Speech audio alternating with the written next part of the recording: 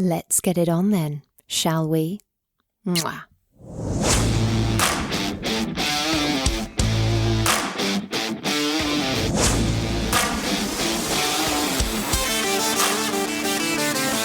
Welcome to Sex on the Peach, your weekly hump day dose of everyone's favourite untalked about topic, sex. Let's get honest, let's get open, let's get comfortable, and let's get in to this week's show. Happy hump day, everyone. And we've made it into double figures. This is the 10th episode of Sex on the Peach. So if you've made it this far with me, thank you so much for coming on the journey. I'm your host, Peach, and today I am joined by my wonderful friend, Duncan Burt, for a passionate discussion about bisexuality and all of the judgment that surrounds that being your sexual identity. Bisexuality is not only incredibly underrepresented and steeped in negative connotations, even within the LGBTQ plus community itself, it's also dismissed as greedy or even untrustworthy, and more often than not, a phase. Bisexual women and vulva owners are assumed to actually be straight, and bisexual men and penis owners are assumed to actually be gay. In a world where misogyny rules, of course the default is always a male partner. Duncan bravely discusses his own journey within this world. We talk about how the pandemic allowed us to claim our sexual identities more confidently, and we of course answer some of your questions. So, it's time to spill it. Here is Bisexuali-TEA.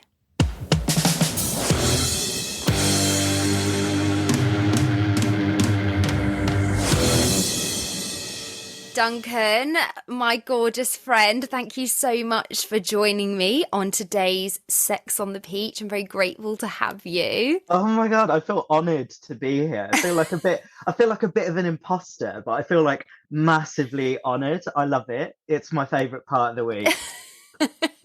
People say that and I'm like, I don't know why, because listen, all stories welcomed here. There's definitely no imposter syndrome at Sex on the Peach. We'll try saying that 5 times fast.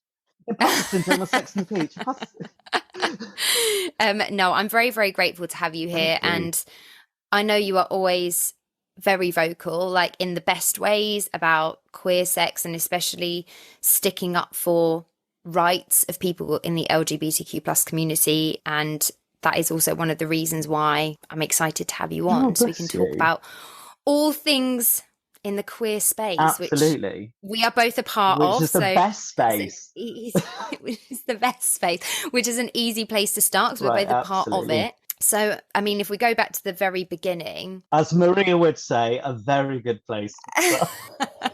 Listen, let's try not to bring too much MT into the Sex on the Peach. You knew who I was when you made friends with me, Peach. Oh my goodness, there's going to be MT references throughout. I can feel it now. You're welcome. So I guess the best place to start is, how did you find your journey? That might sound like a really broad question, but obviously I think you'd agree we're sort of same age, same generation of the fact there was absolutely no education whatsoever in terms of queer sex or anything outside of straight, cis sex. Here's how you make a baby. And I think we all found our own journey into obviously our sexuality, our sexual identity, our gender identity. So how was that for you? I mean, I think broad is the right idea, because I think my personal journey was exceptionally broad. Like, I always joke about it, and there's a post on my Instagram about how much I love Power Rangers. Everyone knows me. Everyone knows that I have a Black Ranger hoodie. I'm that guy that is from the 90s and desperately wishes the 90s just was still a thing. But Power Rangers, the first movie came out in 1995. I'd already watched the TV series. Bearing in mind, 1995, I was 4 years old. And I couldn't explain. I'd always had these fuzzy feelings for Kimberly, right? But I also had, I mean, can you blame me, Amy Jo Johnson? But I also had these really weird feelings starting for Adam. And I was like, oh, wow, okay, what's this? But obviously, there was nothing around me to let me know what that was or what anything meant. Ergo, you automatically think you're weird and a freak. Yeah, absolutely, 100%. Because I think what everyone needs to realise is like Section 28 wasn't repealed until like 2001. So when I was having these feelings at like 4 years old, we weren't taught anything in primary schools or like I went to a 3-tier system. So I did middle school, high school. And so in middle school, like there was still nothing around there because the school wasn't allowed to teach anything or they had to brush by it because there were no fucking books in the library about anything because fucking Thatcher wouldn't have allowed it. Yeah. And I suppose, I don't know, I grew up in quite a traditional, like, borderline middle class family. Sure. And don't get me wrong, like, I love my family, especially my siblings. We are so close. They've been, like, my biggest supporters. My sister was the first person that I came out to. Like, she'd known for years before everyone else. And so it was kind of weird. And I had a very, like, I suppose, challenging relationship with my father as I grew up with him. It's actually his birthday today. Happy birthday, Ken.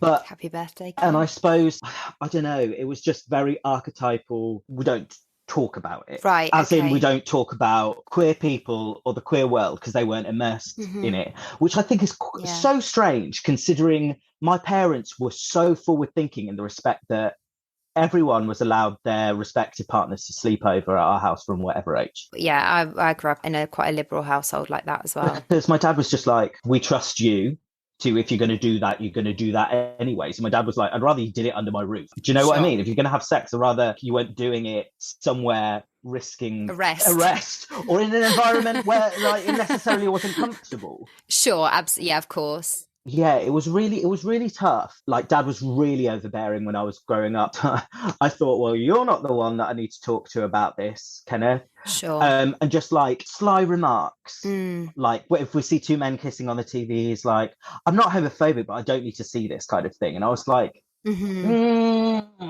what? Because there was no education at schools. There was no education of like my peers or people around my age. And that goes for a lot because they're not taught that it's a perfectly normal thing. So they are reared. And if they're in certain families with the toxic masculinity is rife, it is something that's getting better now. But let's face it, in the 90s, pre-90s, it absolutely fucking wasn't. No. So everyone knew it's a school survival thing. You pick on someone else so you don't get picked on. And obviously I was the one that was getting picked on because people saw me as an easy target because I was like, what, flamboyant, for want of a better phrase. Sure. And I got labelled as the gay kid or the gay boy. And I was just like, well, okay, but it's just not who I am. What was hilarious is I was picked on, loving banter. Everyone in their group has a role in high school, and that's something that you particularly take the piss out of them for. And obviously mine was like, oh, you're the gay one.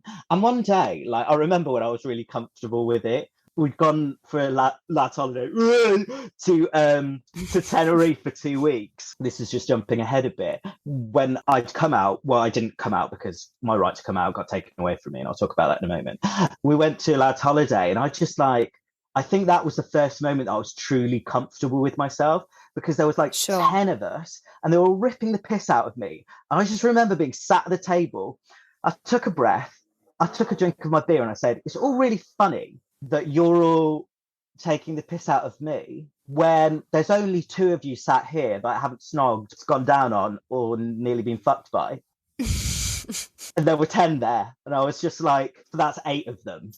And they were all like staring at each other because it was that thing of like, you're not going to tell anyone, right? And clearly, behind closed doors, Staff at High School in Sixth Form Centre was a very, very experimental. Well, it so often is just in general, in so many high schools, in so many colleges, there is so much going on behind closed doors. I remember a friend of mine in secondary school, like she was a close female friend, and she would write in all her cards at the end, she'd write, love you, but not in that way. Just really wanting to, like hammer that nail. She's like, I just really need to let you all know that it's not in that way. Yeah, that's so funny. But it's weird, isn't it? Because like that's the thing with being, I think, bisexual and coming out is because like, and you and Kaylee just talked about this on your episode, is that everyone then automatically is like, oh, so you fancy me then? I'm just like, it's relentless. I don't see the line of girls queuing up for you. So what makes you think I'm going to? Like, it's fucking mad. It's so bizarre. It's so bizarre. I don't understand it. So my best friend in the whole world, Hannah, she's fucking incredible, and I love her to pieces. But she just went through a phase, as many people do in high school, of picking the wrong person to be in a relationship with. Sure. And he was abusive, as well as 16, and it's just gross. But they broke up one of the 75.3 million times that they did that year. Sure. And I used to really fancy this guy in my year who was like the first person that I really fancied, called Matt Round. Mm-hmm. In case you're listening, Matt Round, you probably knew. But his code name was Said Person. And so he was known as There's barely even a code. Said Person. So we'd be like, oh my God, look, it's Said Person.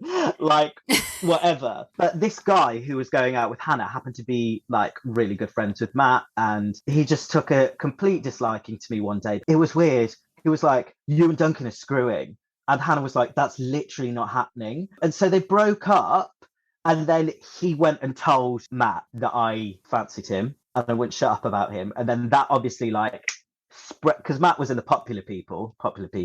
Sure. So that spread like fucking wildfire throughout my year. So that made... It's giving American teen movie vibes, I'm not going to lie to you. And it's given that stereotypical locker room scene where you then have to go into the locker room and just not look anywhere because you can't. Do you know what I mean? There's all these men getting changed around you, and for me personally, Star Pot High School and Sixth Form Centre was not the font of beauty that I would go for. So it's just like, Hans, I don't know why you're all like whatever, but it's tough, man, because you're there and you're in a room full of people and you're getting changed, and this has just come out, and the taunting is just ridiculous.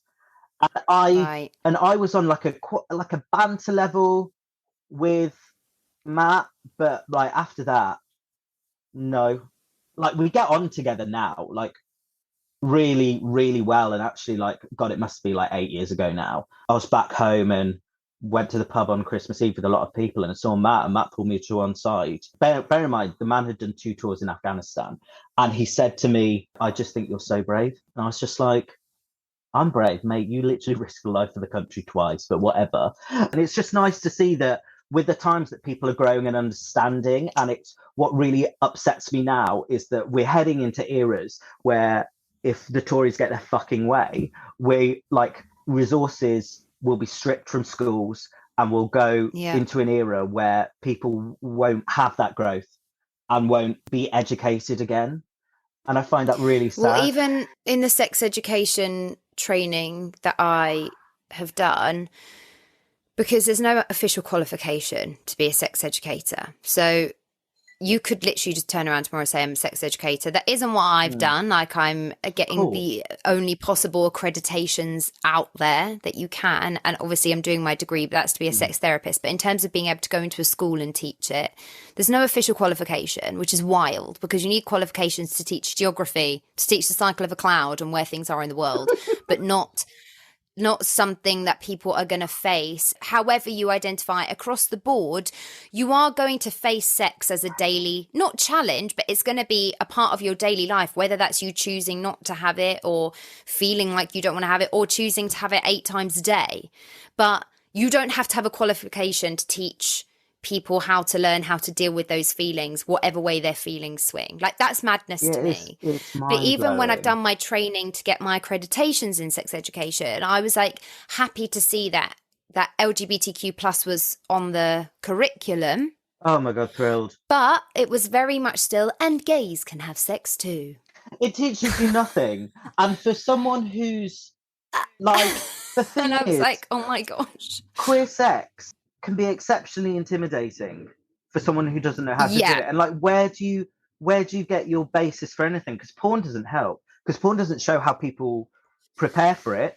Porn doesn't show anything. So like, so what do you do? Like, how do you learn? And that's the thing, is you just, and it's so hard to, especially like when I was going through it, like 16, like I made my, well, I suppose, my sexual debut quite early, but I didn't make my penetrative sexual debut until I was 19. Okay. So it was quite late for me.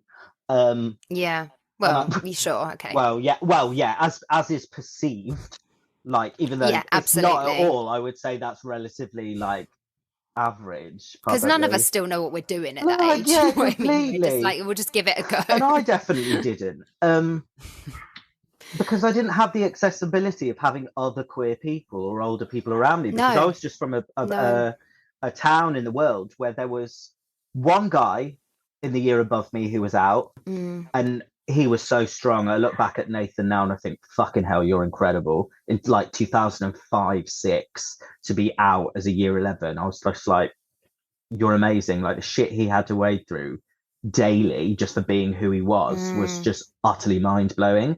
But Nathan and I didn't have a close relationship, and also I was navigating things that I didn't understand about myself. And so like I didn't know what to do. And like, to this, I think it was my sister that fucking told me how men or like penis owners have sex, like the ins and outs, but a bunch of anal sex. Like, I didn't know, because I'd been doing things with a guy, and I remember it getting close to, essentially, basically, it's like hilarious when you put it in context, not out of context, but like, he was rubbing his dick between my arse cheeks or whatever, and I was doing the same to him. Sure. And I was like, this feels, I don't know. And then like, I remember like being like, so Annie, like, how, just, you know, curious, because like I really like science, how do like men sleep with each other? And she was like, oh, how do you think? And I was like, I'm not sure. And she was like, penis, bum. And I was like, right, okay. And then instantly I was like, oh my god, I nearly had sex and I don't know what I'm doing. It was just mad, because this guy that I'd been doing stuff with for God knows how many years, that was just a weird fucking situation in my life anyway, because we didn't know what we were doing. We were just too horny, I'd say young teenagers, but like, it started young because it came habitual. Like, I don't even know. I remember being in year 3, for fuck's sake, and having my hands down his pants and he having his hands down mine, because we just didn't know what was happening. Well, I think kids are like that more than anyone ever wants to talk about. Yeah, totally. I mean, I remember being like very, very, very young, and we were getting changed after like PE or something. And like, me and like one of my like female friends in like my class, we were naked, and we literally just were like stood opposite each other, and we were like, is this sex? So obviously we'd heard that word somewhere and like not really known what it meant, but we literally weren't even anywhere near each other. We were just both naked, and we were like, is this sex? Because obviously we'd heard the word, and we were like, oh my god, does this mean we've had sex? Okay. Because we've both been naked around each other. Because kids are curious. Kids are like, what is a body? What is that? Like, why does that kid have something different down there to me? Like, if you don't educate them. And that's the thing. Like, I think what happened. And you're not going to teach a young child about sex, but you can teach them the differences between our bodies and like what that might eventually mean when you are older, and maybe what you should or shouldn't do at a certain age, therefore. Yes, exactly. Because we were just doing it and we didn't know what it was, but the issue was then, like, it became habitual and emotional.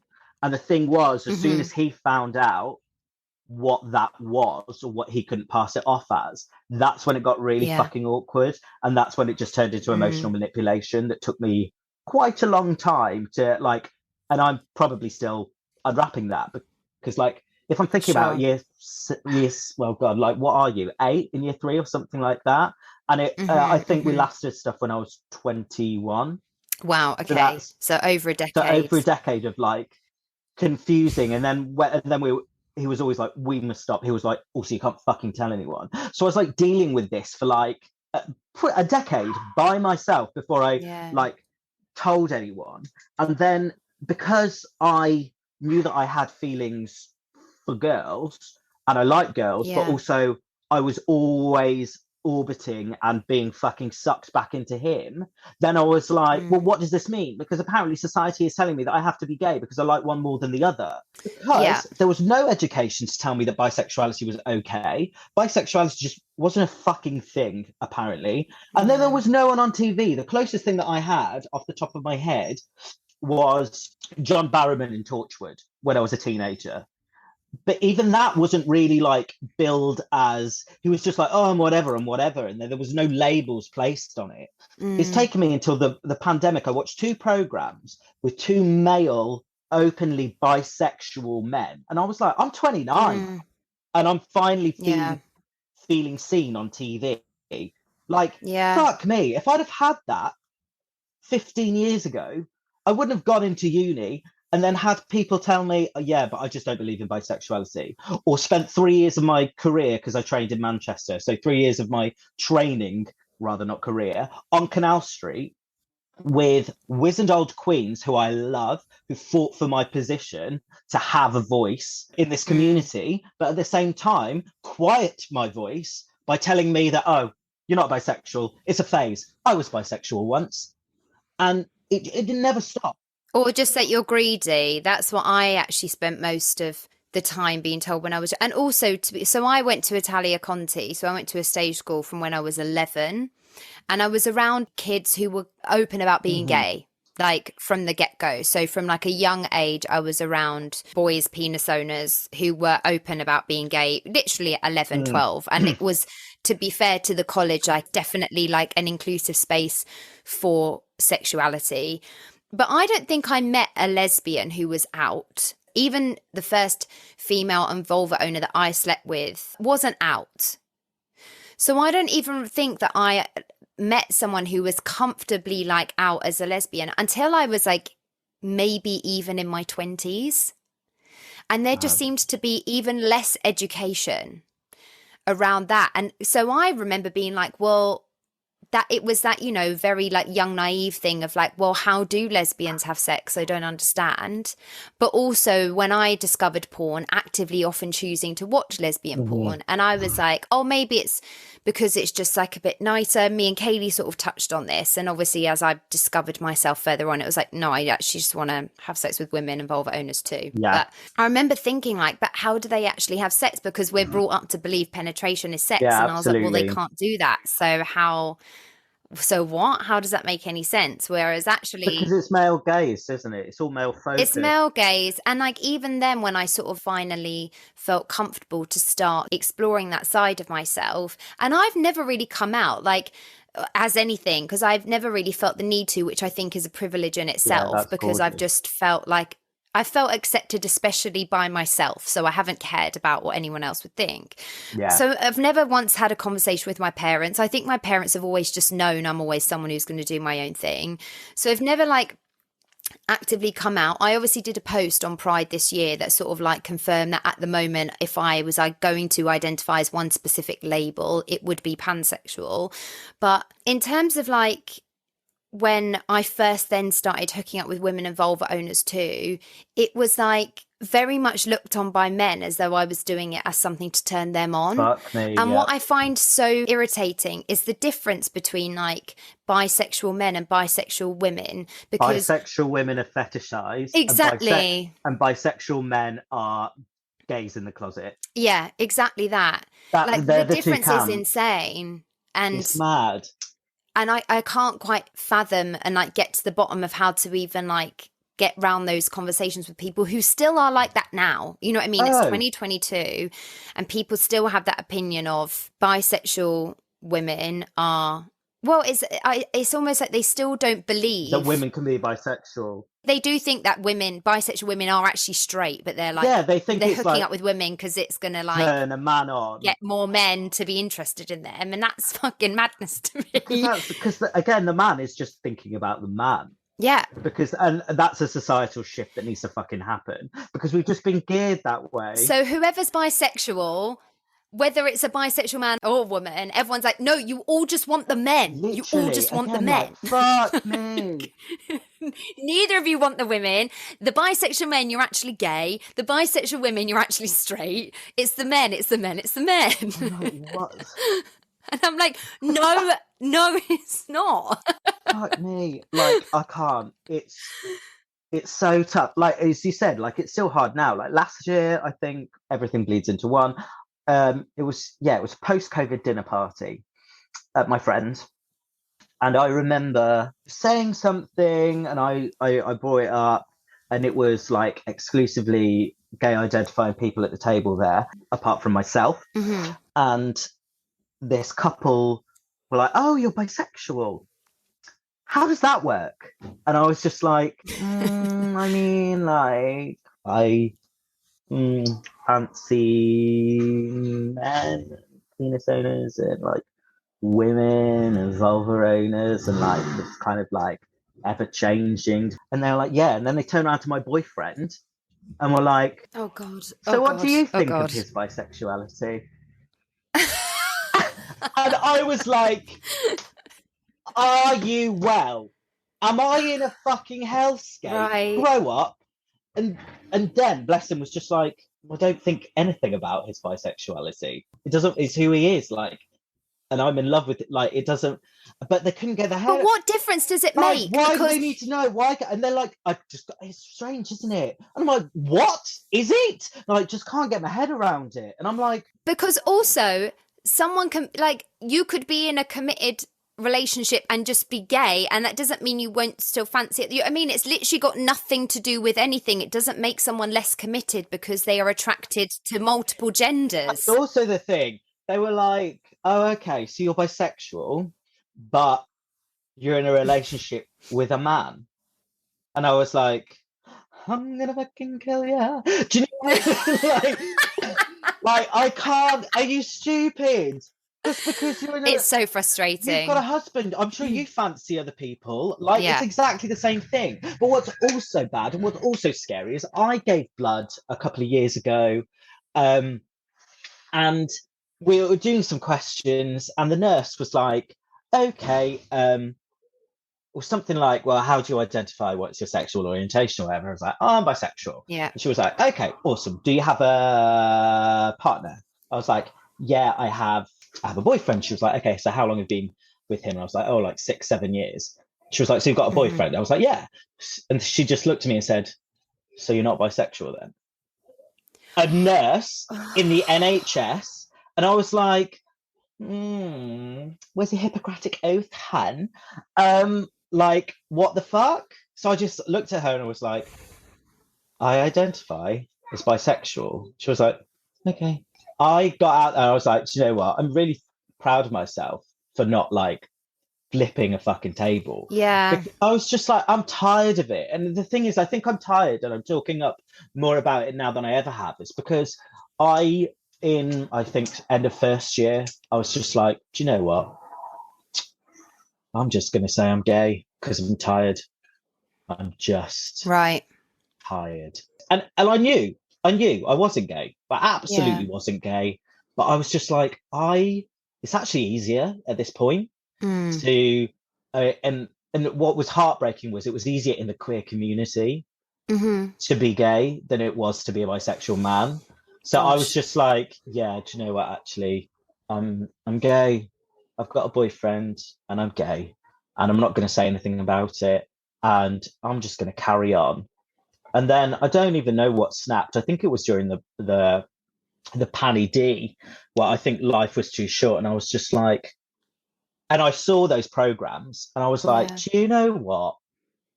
Fuck this. Yeah, I mean, it was definitely a turning point for me as well. In terms of sexual identity, I've, like I said, never really come out, but always been open about the fact, it's person over gender. But in terms of my feelings towards monogamy and being like, I don't know if it's really for me. Like for the past however long I can remember, I've always tried to make it work because I thought I should and I thought I had to. And I think it was like definitely a year or two really during the pandemic of being like, no, actually, like, fuck this. Like, it's not me. It's not who I am. Not me. And the thing is, it's not to say it won't ever be me again, because my feelings towards everything sexuality based are ever changing. And I always say I reserve the right to change my mind. Like, you don't owe the world anything, but you owe yourself everything. And the thing I I think is so important is to just go, do you know what? Fuck this. We were talking about this audition like yesterday, weren't we? How like there comes to a turning point in your career where you're like, oh, do you know what? I'm gonna fucking sing what I want. I'm gonna walk in and be who I am. Like, because what's the point? What's the point? You're hiring me, like, and and when I'm out in the street and I say hi and I meet you for the first time, you're auditioning to me to be a nice person. I'm auditioning to you to be a nice person. And do you know what? This is who I am. And if you don't like me, great, fuck off. Have a lovely time. Because I'm not going to change. And I've spent too many years exhausting myself, trying to be something for not else, being unapologetically myself, for being what I think other people want me to be. I'm like, okay, if that's what you want me to be, please have a word with yourself, because why are you projecting your image on someone else, like your idea, your standards, your ideals? Just accept me for who I am. And we're not saying just accept me for being a bad person. We're literally saying accept the fact that I'm fucking bisexual. Do you know what I mean? Yeah, it's really not hard. It's not difficult. Just be a nice person. Like, and I find it so mind-boggling for some people that they're like, they'll find a situation, they'll hone in. Not because they're interested. If someone's interested about bisexuality, I'm like, okay, oh my God, let's have a conversation. I fucking love talking about it. But like, I don't want to feel like it's a Spanish fucking Inquisition. I just want to feel like, I'm having a cute little TED talk. Do you know what I mean? Like, you want to talk to me about bisexuality?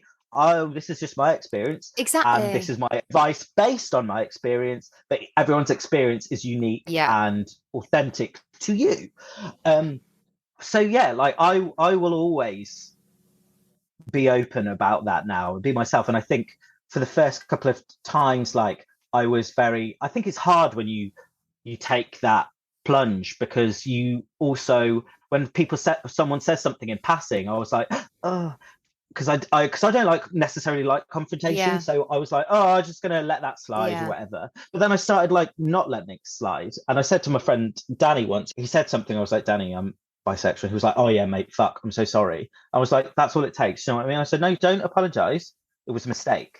Like, I suppose you're relearning because you met me as someone who was masquerading, which is on me as well. Like, but here it is in the same breath. Like, I don't blame a lot of queer people who use bisexuality as a coming out tool, because it's fucking hard. If you're not in the right zone, if you're not hanging with the right people, if you don't have the right family dynamic, because people can still be arseholes in 2022. We know this. Absolutely. Like, I've had friends who have gone like, look, I've never told you this before because I'm worried about how you'd react. Like, I came out as bisexual to my parents first, even though I knew I was gay, and then came out as gay. And I'm sorry, because like I helped perpetuate stereotypes. I was like, no, actually, it's fine, because you've owned that. And coming out is still scary for some people. Hard, hey? And it's scary, and fucking hell, why wouldn't you want to make that so easy? Like, if you can make it easier on yourself, like, fuck me, do it. Do you know what I mean? And let's cycle back, because you said that you had that taken away from you. Yeah, and I did, and it was tough, because then I was out at school in like year 10 or 11, I think it happened. And then that was really hard. And then I was still, because at that point, I was like trying to defend my bisexuality at that age. And then also, this was weird. We played Spin the Bottle one night at my mate's house, and all the lads expected the girls to kiss. The girls were like, nah, if the girls are kissing, then the lads are kissing. So we did it. But then somehow it got out the next day at school. But even though the lads were like kissing me, it was seen as like I was the predator or the instigator. Right. And I was like, hun, that's the bottle. That's destiny. Like, that spinny fucker decides it. That's the point. Like, I literally can't fix that. So it was all very, like, still the pun intended gay butt of the joke. Do you know what I mean? And it was just like exhausting. And then, so it took me until first year, because first year was the first time that I fell in love with another man. And like, it was that in love, rip your heart out, heartbreak, like that first, like, brutal, I'm never gonna get over this. And now in retrospect, I'm like, fuck me, that's the best thing that ever happened to me, and I would not change that, like, for the world. Basically, long story short, like, we were best friends that got too close, and he was navigating coming out, and I was like, I will help you, I've been here before. And then feelings started happening, and then we just started doing things. He was like, friends shouldn't be doing this, and I was like, no, we shouldn't. But they're like, what are the emotions? He was like, there's something here, but I can't do it now. I was like, okay. Then a week later, he got in a relationship with another guy.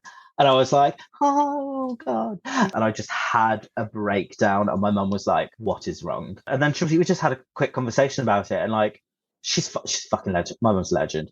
And so it was absolutely fine. And then about a week later, I was sat on my bed, and I literally remember it like it was yesterday. I just went, oh, I haven't told Dad. Dad! And then he walked into his room. I was like, I'm bisexual. He was like, yeah, I thought so. All right, bye. And that was it. Okay. And this is so it wasn't too painful. It wasn't actually painful. Like, but bearing in mind though, like, me and Dad had a blowout argument about 5 years before that about certain things. We did have a couple, like, he's got a fiery temper, and he was talking about my career because he just basically didn't think that I was getting into drama school seriously enough. And I was like, oh, are you being serious? And he was just like, maybe it's my fault. Maybe when I saw you dancing at like 5 years old, and I thought, I saw two things. I need to get this kid into dancing lessons, or this is the gay one. And I was like, okay, would it be so bad if I was gay? And he just went,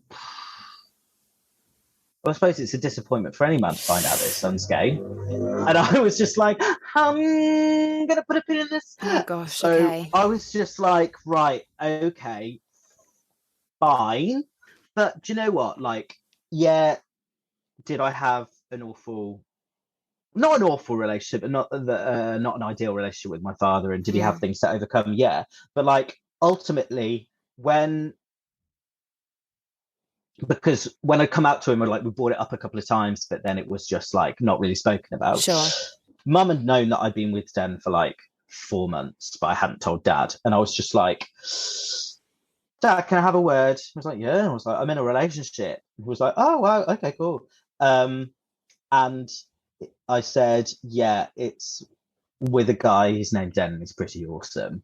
And Dad just looked at me and went, you've only got one life to live, mate. You've got to do with it what makes you happy. Yeah, which is absolutely true. Obviously, that's like the fucking flip reverse of what it'd been like 6 years before. And now he Dad literally fucking worships the floor that Den walks on. Sure. Like, I swear to God, he loves him more than me. Like, it's hilarious, like, how much Mum and Dad love him, how much my whole family love him, how much I love him. Like, and I didn't think that I would ever achieve that, which is nice. It's just a shame, and I suppose there's still like a bitter, aching resentment within me that I couldn't have had that life sooner. But then again, this is my journey, this is my plan, and if like things hadn't happened the way that they'd happened, I wouldn't be here. I wouldn't have found Den. Like, maybe Dad wouldn't have been in the situation that he was. Like, who fucking knows?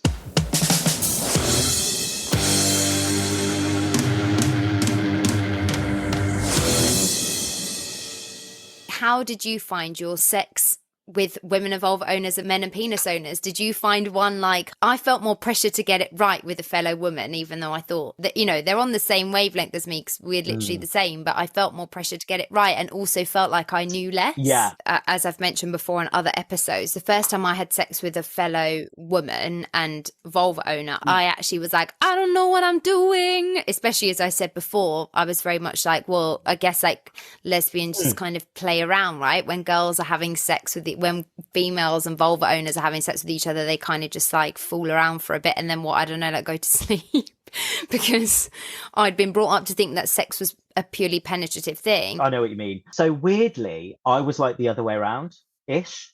So I've had a lot of experience, like especially everything that happened with that guy or things people in my friendship group. Like, I had so much more experience with men than women. And so by the time that I lost my virginity at 19, I was very comfortable in knowing what I was good at with men, foreplay-wise. So did you lose your penetrative virginity to a man and penis owner, or I lost it to a woman, and then 3 days later I lost it to a man. So it was a very good week. It was at that time when like people in school would have been like, every hole is a goal. Yeah, like, oh my God, absolutely. But hell. But I don't know. Like, I just think it's just intelligence. And I think we've personally been fairly open as a family about, like, not mum and dad, obviously, because I don't know. We're just not in the dynamic as a family where we talk to our parents about their sex life. But me and my siblings are fairly open with each other at different points about, like, experiences we've had or whatever. And my sister was just very good at being like, don't be shit with a woman. This is what you need to do. And I was like, cheers, mate. And also, like, I've got a brain. She gave me the deets. I'd researched, I'd watched a bit of porn, but even I suppose at that age, I was like, this is fake. No one knows what they're doing. And my sister would be like, they're all faking it in porn because that's not what's happening. And so I think by the time that it came for me to actually do it, we were both fucking annihilated. But it was great. I know everyone has like trauma stories maybe of losing their virginity. And I think my one to a man was definitely far more traumatic than it was to a woman, because it was with a really dear friend of mine. And listen, I've only tried to have anal sex once and I blacked out, so that's my trauma story. and yeah, it was absolutely amazing. I felt like I knew enough about what to do with foreplay. In my head, I was just like, just don't abandon the clitoris. Do you know what I mean? Like, that's the thing that you need to really like. That is the key. That is the key. As my sister called it, the bean of life. Oh my goodness. I was just like, she was like, the bean of life. Do not leave that thing alone. And I was just like, right, okay. And so then, yeah, and then it just became like, okay, foreplay worked up, and then it was like time to obviously like have the penetration. And oh my God, this is a hilarious sex story, actually. So, because it took me ages to lose my virginity. Like at that age, it was like, oh my God, it's ages. And because I was so sexual and so out, and people who were close to me knew about my sex exploits, it was the joke became that I was the sluttiest one in the group that had never actually had sex. Right, okay. And so my mate Hannah was like, when you have sex, it's honestly going to be, I swear, the most incredible moment for everyone's lives. Like, we can't wait because you don't shut up about it. We just want you to have had sex by now. And I was like, yeah, I'll text you. I was like, I'll text you as soon as it happens. And she just looked at me. She was like, no, text me as soon as it's happening. And I was like, what? And she was like, I dare you to lose your virginity and to drop me a text in the middle of it. And I was like, no, I'd be so furious. And I was like, no, I can't do that. But at this point I was like, oh God, sex. At this point it literally, I felt like, oh my God, I'm 19. I've not lost my virginity. That's it. I'm never going to have sex. So I shook because I didn't think it was going to fucking happen. And then it happened and I was annihilated. So I reached for my phone halfway through.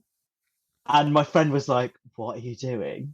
I was like, and then I explained, and she was like, do you know what? That's fucking hilarious. You can do it. Just don't stop. So I was there like pumping away whilst texting my friend Hannah. Like, not pumping. Literally, oh my God. Like, it was fucking hilarious. I remember waking up the next morning and I was just absolutely dying. But then I just remember the biggest compliment for me. I don't know. It was at the time. I don't know whether it still is now, but she just turned around. She was like, I know that you're a virgin. She said, but there's not in a million years that I would have thought that you were a virgin having had sex with you last night. And I was like, oh, that's good. And I think that's all that comes from like actually fucking listening to women, because I don't understand. Yeah. I feel like I have so many friends who are female and vulva owners who talk about their clitoris and how important it is. Yeah. And I feel like, and how that's how they orgasm. Like, literally, that's how they orgasm. And we all know that it takes men a couple of pumps and you're done. Like, a woman, it's so much about mental state, physical state, like fucking temperature inside and outside of the fucking vulva, for fuck's sake. Like, there's so much that goes into a woman coming, like, compared to a man. And it's just like, I don't understand why you don't listen, hun. Even in porn, you can see them licking a clitoris. And I'm like, sure, do that. Like, even if you're not mind, they'll tell you. And that was the thing as well. Like, you very open and quite rightly are about, like, I want to have a good time. I don't want to sit here and not be having a good time. So I'm going to fucking tell you. It's a waste of everyone's time. I'm always like, is that all right? Not in a like, is that all right? But I'm like, if it's not, then... is this okay? Is that okay? I'm like, if you want... But listen, I love a sexual check-in. Do you know what I mean? Do you know what I mean? I'll probably be, if something's not all right, I'll probably have already told you, so you won't have to ask. But it is so important. And like, good, and like, listening is everything. I'm going to ask you one question myself before we get into these questions. Fine. But I'm going to ask you something because I love a blowjob. I love giving a blowjob, right? God, yeah. Do you find men and penis owners better at giving blowjobs than women? Oh, right. I mean, I'm not going to be offended because there's a huge difference in terms of receiving oral, whether it's a man, a penis owner, or a woman, vulva so true. And I think I've been, like, that's a categorical fact. I've been with less women and vulva owners than I have with, like, men penis owners. Like, that's a fact. But I would probably say the better heads I've had are largely off men, because I suppose men, I don't know. I suppose men know what men like. It's like women know what women like. I suppose. I know that's like the stereotypical oldest answer in the book. The biggest thing that will turn me on is just going down on anyone, mainly men. And I like that. I like the fact that I know that I'm good at it, not in an arrogant way, but I know that I'm good at it largely because I enjoy it myself. Like, it's not like... Yeah, I think that's a key thing, like, isn't it? I think that's what I've feedback I've received in the past, is that it's if you're sort of doing it out of enjoyment and not out of, like, necessity, feeling like you have to or you should be. And I've been with a lot of straight who have experimented, or bi-curious men who have been like, fuck, whoa, wow, and were like freaked out afterwards because they like really, really, really loved getting head off me. And I'm like, that doesn't mean anything. It just means that you enjoyed the experience. Like, it's not too deep. Calm down. Explore in your own time. You do you. It doesn't mean anything. I've had people go, fucking hell, God, you really enjoy it, don't you? And I'm like, well, yeah. Does it make you enjoy it more? And they're like, fuck yeah. Like, well then... Yeah, I think it's the same. Everyone's really happy, aren't they? I think if you're in any, in terms of any foreplay, if one person is sort of like, I guess, performing an act on the other person, for me, if there was ever any sense that the other person was just doing it sort of like out of, I don't know, like courtesy, I don't know, and not out of like wanting to, that's like a boner killer for me. You know what I mean? Like, that's... You want to know that if someone is doing something to you, that they are doing it out of desire and like wanting pleasure for you. Yeah, totally. And it's so important. And I think, like, that's when you need to have conversations. And it comes down to like sexual compatibility. If you have someone who's like, I have a friend who's like, kink is just blowjobs. Like, he just loves getting blowjobs. He just like, that's it. And like, if he was to end up with someone who didn't love giving head, that's tough. And that's a conversation that needs to have. And potentially might be a non-negotiable, but people don't look at sex as non-negotiable. And I'm like...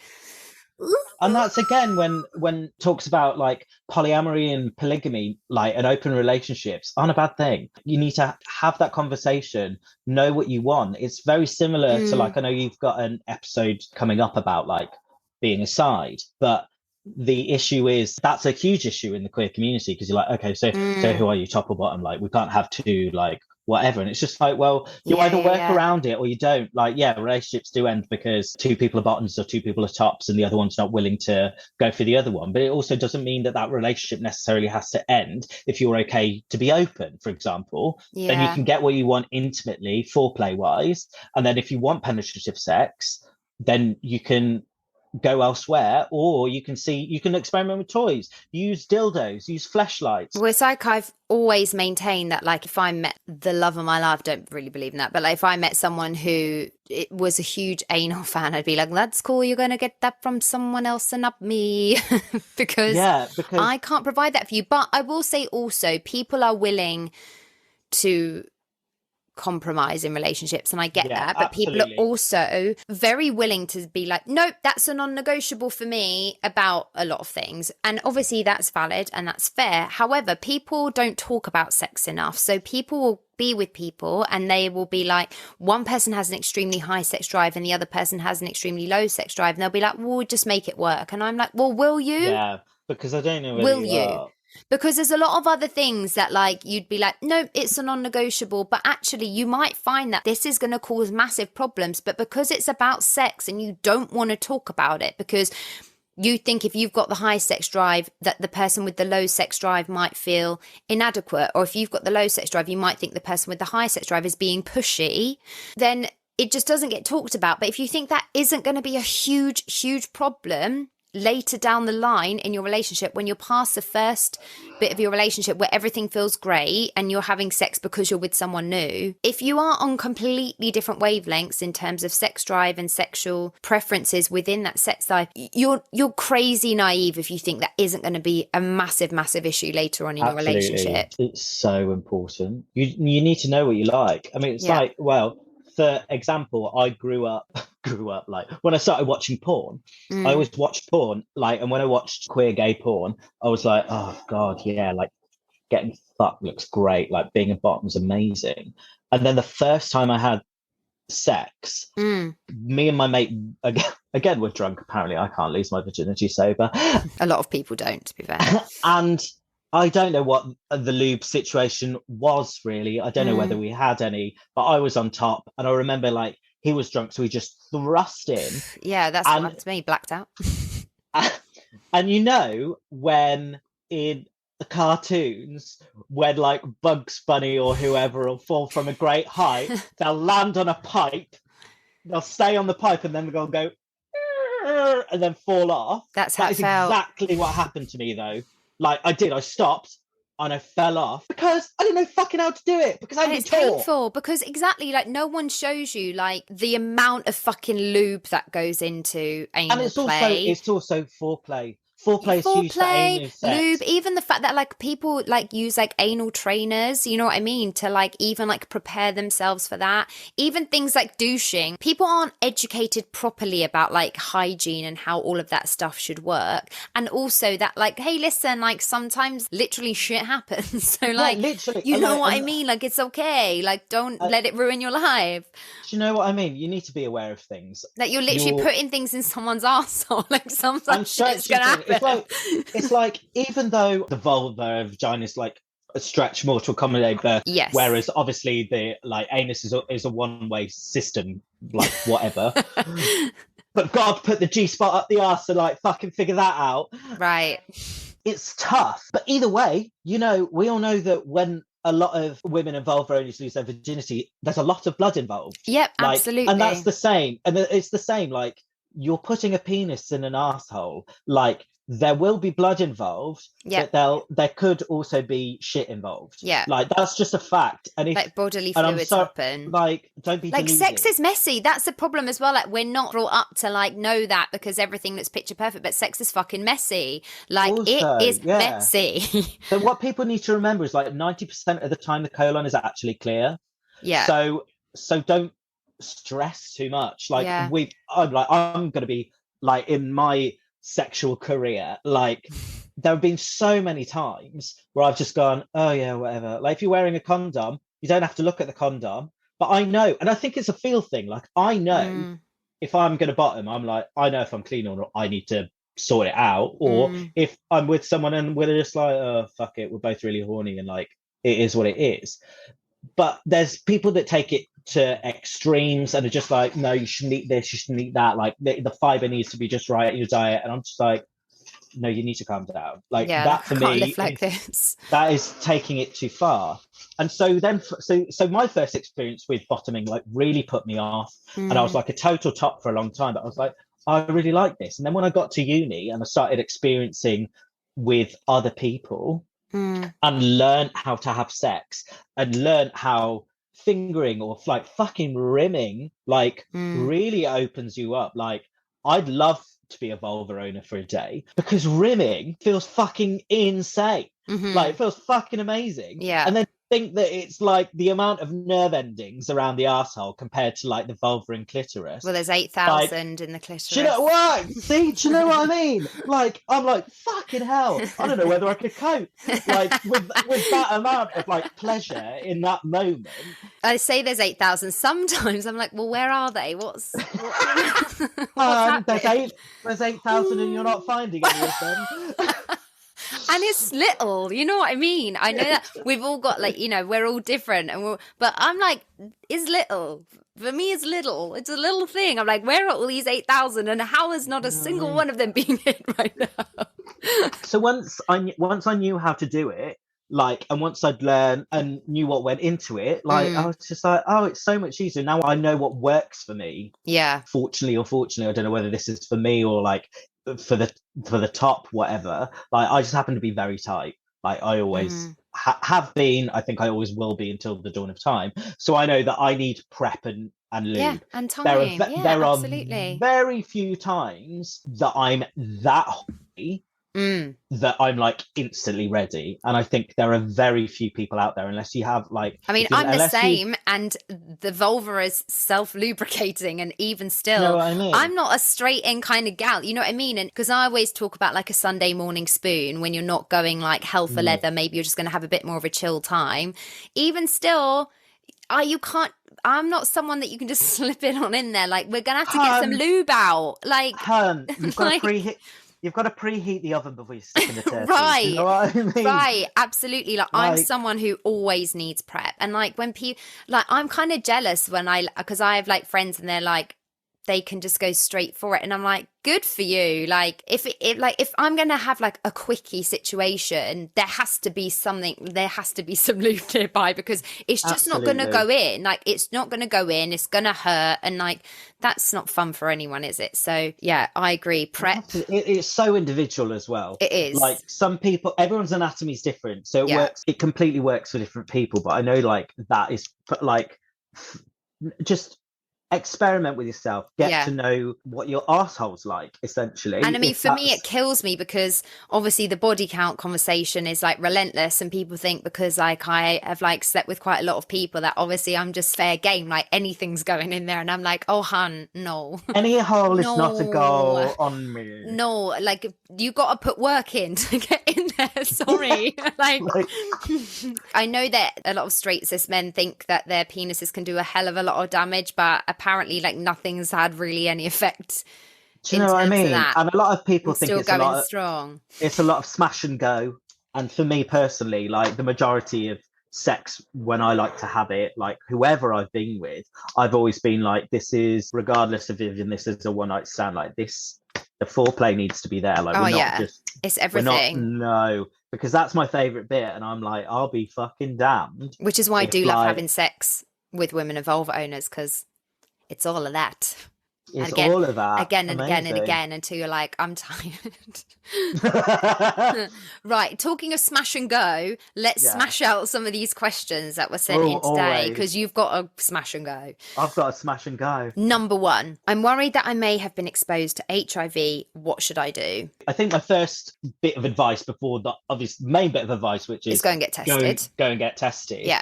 Is to, it's tough, not freak out. Yeah. Like, I think the biggest thing that people are nervous about and they don't get tested is they just fall into a pit of worry and despair. But we do live in a much better space in terms of HIV these days. HIV these days, like, the cures are happening. We see it every so often. Like, the medication out there is amazing. HIV, thankfully, is not a death sentence. And we stand on the shoulders of so many people who went through so much sacrifice in the 80s for us to get here. And obviously watching things like It's a Sin, which was my God, yeah. It's heartbreaking, but we're in a place now where two people who can stay on their meds, who are HIV positive, can be undetectable and can have unprotected sex with zero risk of transmission. Like, that is insane. HIV doesn't have to change your life. No, it's manageable. It doesn't. It's manageable. It's a completely livable. Different landscape than it was even 10 years ago now. Right. Yeah, absolutely. And you feel like there is stigma around it, because there is. Like, with anything, though. There's literally stigma around anything STI related. I would implore you to go and get tested and go from there and find your support network. I was going to say, take someone that you trust with you if you can. If you're listening to this, you need to take someone to trust. You need to tell someone else. Yeah. Like, because as much as we can, like, I've had an HIV scare before in the past, like, as much as we We can tell you what to do. You're anonymous. And do you know what? Fuck it. Like, slide into my DMs and I'll go with you. Yeah. Do you know what I mean? Yep, if you need someone to go, I will go. If you need someone to say, hello, actually, you answered this question on the podcast and that was me, because you feel like you can't speak to your family, your partner, your friends, whoever you've slept with, you can't speak to them about it.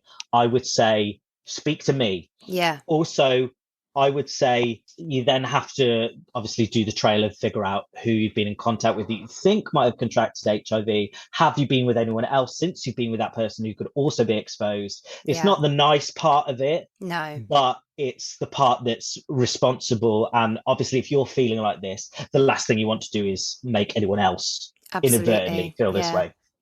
Yeah, and that's the case for any STI. I'd love to like remove all the taboo and stigma. You know what I mean? We can contract so many infections in any way. And the fact that only sexually transmitted ones are the ones that carry this horrendous attitude towards them is just insane. Like, you get the common cold from like inhaling someone else's spit particles. Right. And like, if we're going to be like putting our genitals near each other, listen, sometimes things are going to get a bit infected. It happens. But transference. I'd love to get rid of it so that everyone could just live in a much more comfortable environment in that respect. But I echo everything that you have said. I hope that you do have a support network. If not, even if we're far away, we can offer definitely words of support, advice and comfort, and get tested sooner than later, because if you're worried but you don't know, that worry, you know, you might not have it. So get tested sooner than later so you can find out either way. And then I always think whatever the truth is, even if it's difficult, you can then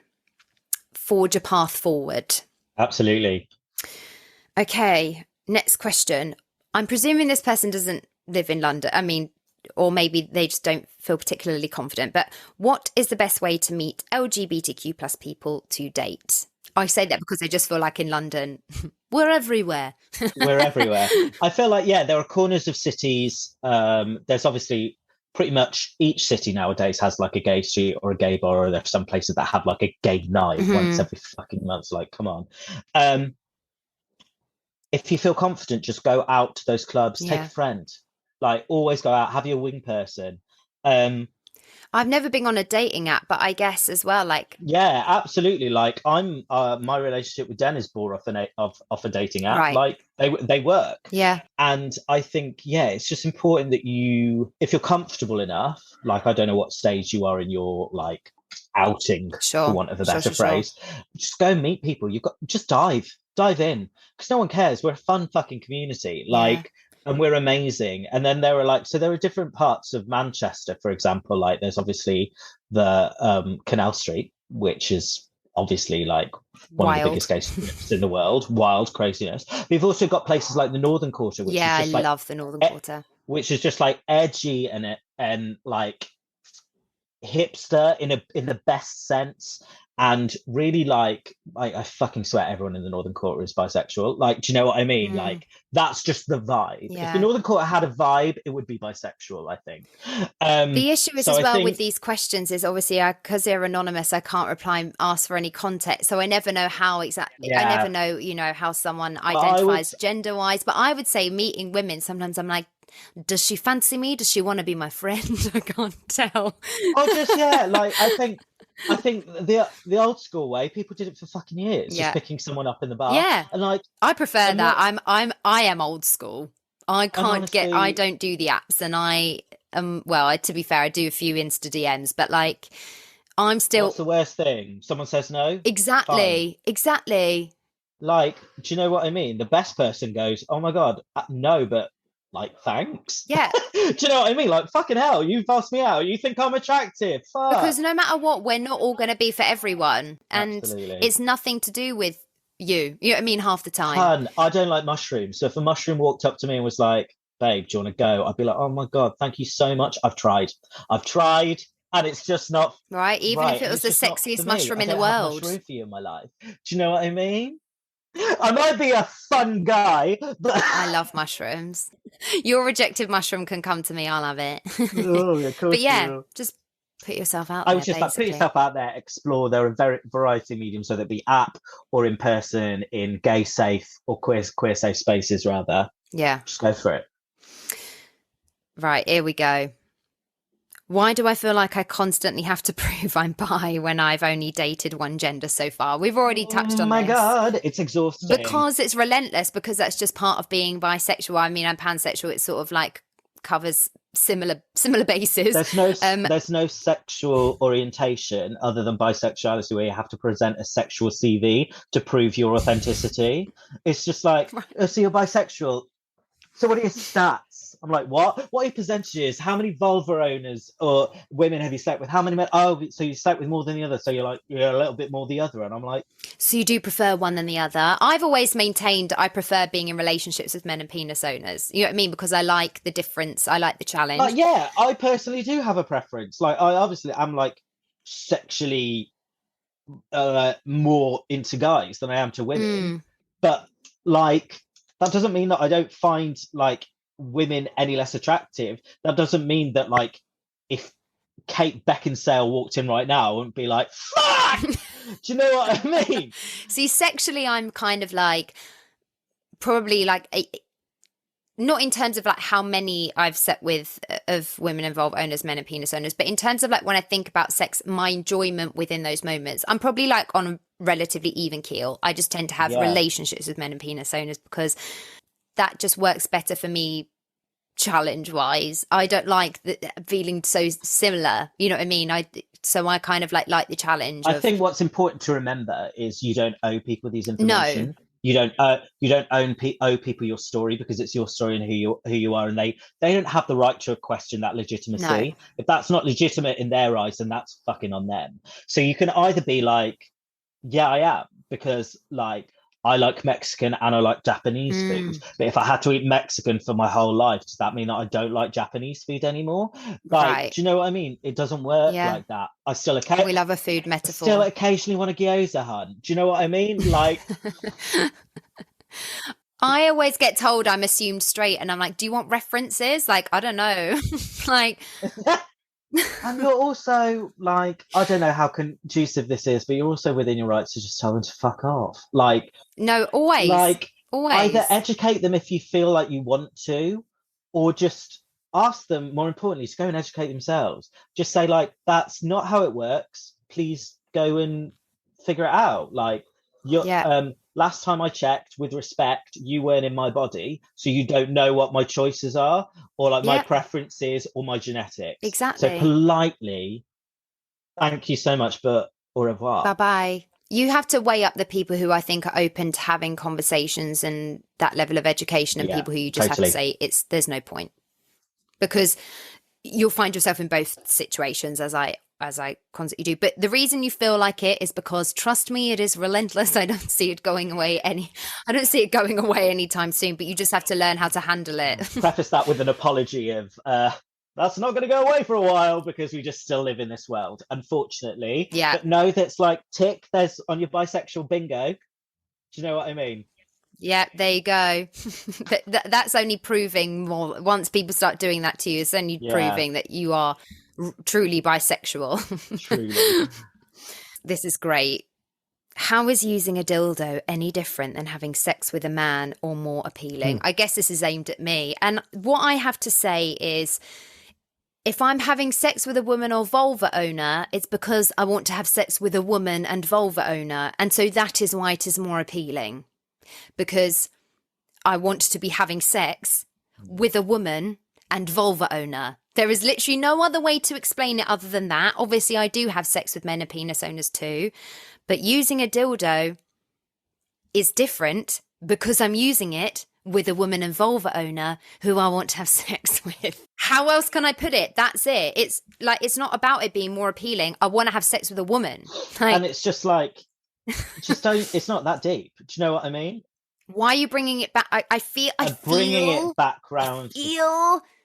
Like, you're saying, why isn't my penis good? A straight cis man has sent this in because I feel like it comes from a place of feeling offended. It's giving that energy, and it's not. Like, I think then maybe, dear person who has asked this question, if that is your thought, then I think you need to like look at the stats on how often women come from penetrative sex and realize that, again, it's not a smash and go. You have to worship the being of life. Yeah. Like, and that is what you can do with a dildo, because they also vibrate as well when you have a good vibrator, and that's great for clitoral stimulation as well. Yeah. Like there are many layers of why in like a dildo, for example, at certain times can be better than a penis. Yes, because listen, you can use a dildo on someone and go down on them at the same time.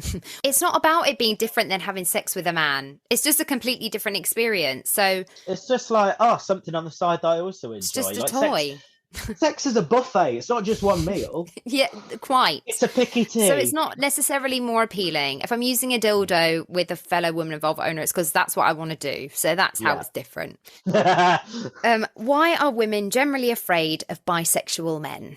Because they think they're going to run off with another man, right? Yeah, that in my experience, my ex-girlfriend apologized to me a couple of years ago for this, because this is what she was worried about. She was like, I've just got to worry about men and I've got to worry about women. And like, I can't actually say how, as an 18-year-old in a relationship who came out to his girlfriend as bisexual, like how supportive and amazing she was. Sure. I suppose she just like naturally, I suppose it is for some people, just got wrapped up with like whatever. And it's just, it doesn't double the chances.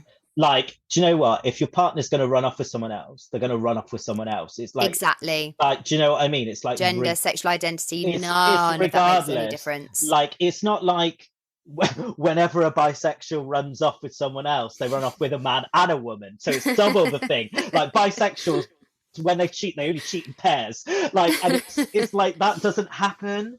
Or they only cheat with like the other gender. You know what I mean? Like it just. I don't know. I think it's an ingrained thing and I don't know what it is. And I don't want to speak on behalf of women or vulva owners. But in my experience, I feel like women and vulva owners are more, I don't know, turned off by the fact that men that they've been with have been with another man, whereas historically, like men are quite into, again, it comes down to the fetishization and the male bisexuals being in the closet, female identifying bisexuals being fetishized. Like men are like, oh well, I like lesbian porn, so like actually the idea of you going off with another woman is quite hot. So on the whole, like, well, even still now, I see it in the eyes when like men learn. They're like, oh great, thick three-way. Right. Well, that's the immediate thought. Yeah. Oh, we can have a threesome. And I'm like, I find them boring, but sure. I just think, honestly, I don't mean this with love. Like, open your eyes and just get over it, or get over yourself. Yeah. Like, it's just like, it's not that deep. It's just sex. It doesn't matter who that sex is with. So like, who fucking cares? Like, am I going to judge my boyfriend for people that he slept with in the past? Like, he could have slept with someone that I don't find attractive, or that I, for example, know is a toxic person. Yeah. And I'd be like, oh, you slept with them.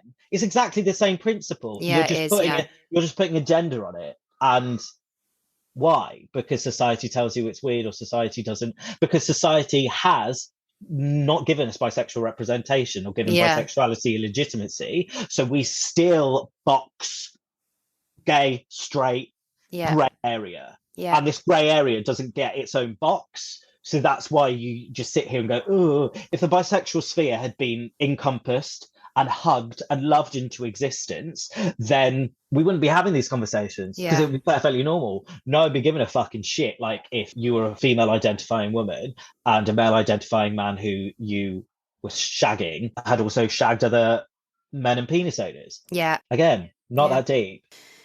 Hopefully we will continue to move forward into more accepting society. But the difference between being a male penis owner, bisexual, and female vulva owner, bisexual, continues to be a huge issue in the community, and it is very frustrating. Okay, last question. This breaks my heart a bit, and actually, like, you're amazing at speaking up on trans issues. So I think I might be transgender, but I'm scared considering the way the world is now, and I don't know what to do.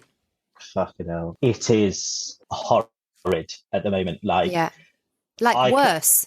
Worse. Like going worse. backwards. And, like, my heart aches for my trans friends every single day, because all they want to do is exist.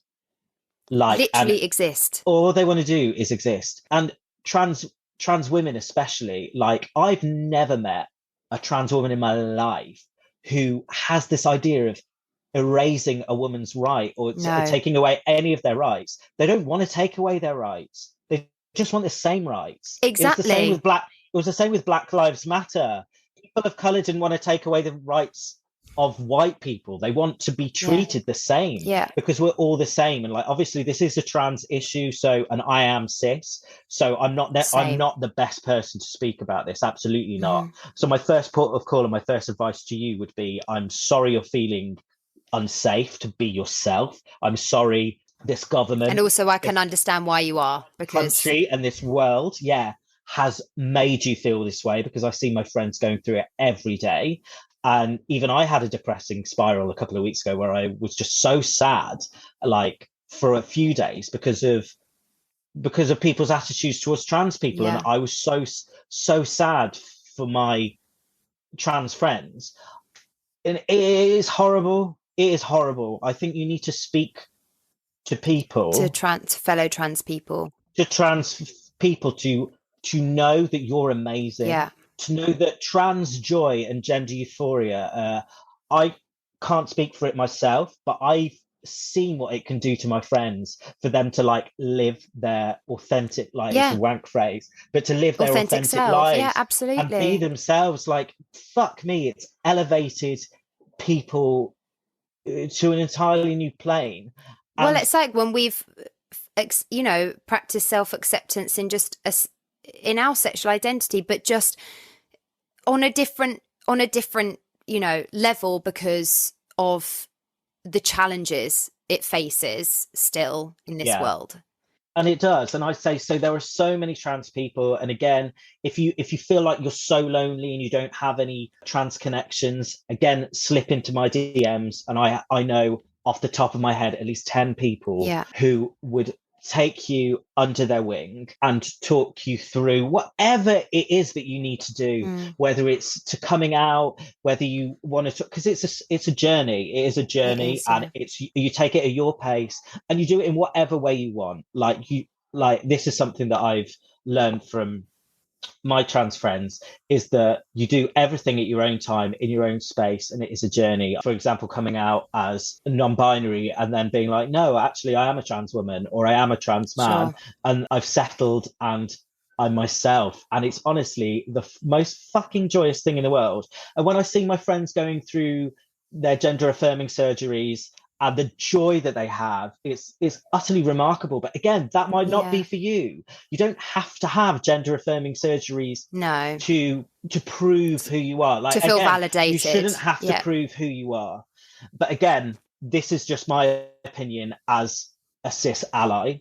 I would say find your family, because that's what it is. It's your chosen family, and go from there, because coming out in this climate, it's fucking horrible. Would feel scary. And would feel scary. I'm actively looking to have a trans person on this podcast, and I have advertised I would like someone to, and haven't had anyone come forward yet. So also, if any of your friends would feel comfortable to speak on it, that would be great, because I think it's such an important conversation. It's so important. I just think also, conversely, keeping quiet can be just as dangerous, because you don't want it to go into for it to negatively affect your mental health.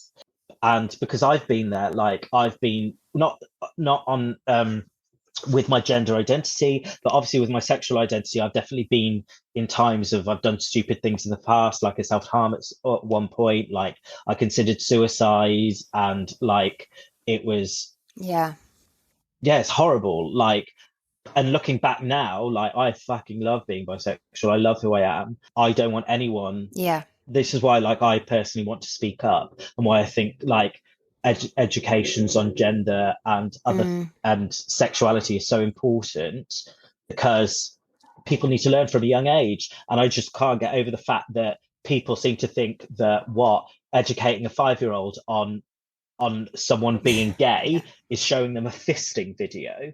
No, hun, it's just saying, oh, Uncle Dave and Uncle Phil like each other, just like mum and dad like each other. They hold hands too. If you feel as you're getting older that you feel attracted to someone who identifies as the same gender, then it's okay. But I would say research, talk to your trans siblings. Don't go through this alone, because it's hard, and they will help you find your strength. Because even sending this question thank you, because that was so strong. So much, took so much strength to send that question. You've already taken step one. Do you know what I mean? Now it's just the only way is up if you just continue to be brave. And that's just small baby Absolutely. Steps. And block anyone on Twitter who may I've started doing it, and I've started muting people, not because I don't have the arguments to come back with, but just because I don't need their negative energy in my life. And I don't want to comment on something that the algorithms of Twitter might throw up to my trans friends who've just had a fucking enough for the day, and they don't want to see another person challenging their right to have a piss. Yeah, absolutely. Mad. And just remember that you're valid and seen and loved, and you're not alone. That's the entire point of the podcast in general, is no matter what we talk about, what subject, it's just letting people know that they are not alone, and whatever you are going through, there will be other people going through the same thing. Oh my God, not alone. So many people are. Everything we go through sexually and sexuality wise is so much more common than we think. So just know that you are not alone. And there will be huge support systems online as well. So do make sure that you look out for resources to give support and to feel seen throughout your journey. Well, I know you have to dash off to the theatre. Thank you so much for coming on today and sharing your experience. And thank you for having me on. I've loved it. Hopefully anyone listening, no matter what part of your sexual journey you are at, especially anyone who may be struggling with any part of their bisexual journey, I hope that today's conversation has helped. Yeah, same. You're all valid, and I love you. I love bisexuals. They're legends.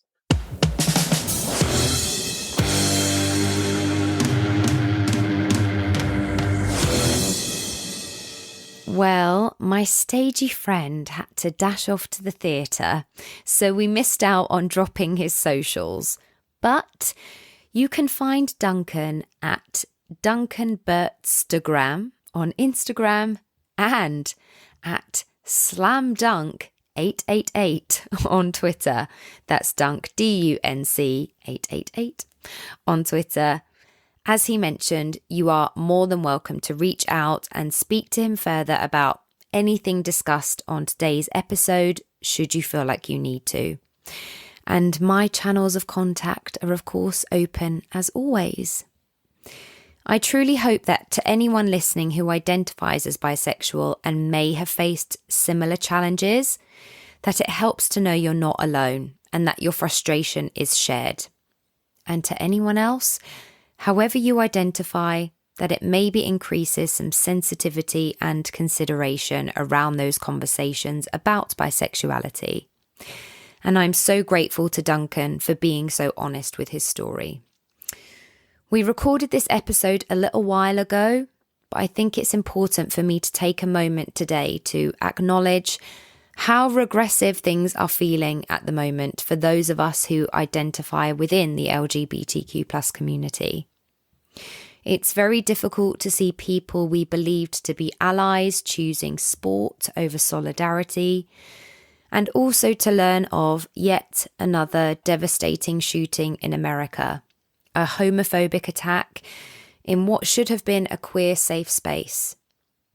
So I would like to emphasise how much as a community we all need to stick together and support each other's sexual journeys, whatever they may be.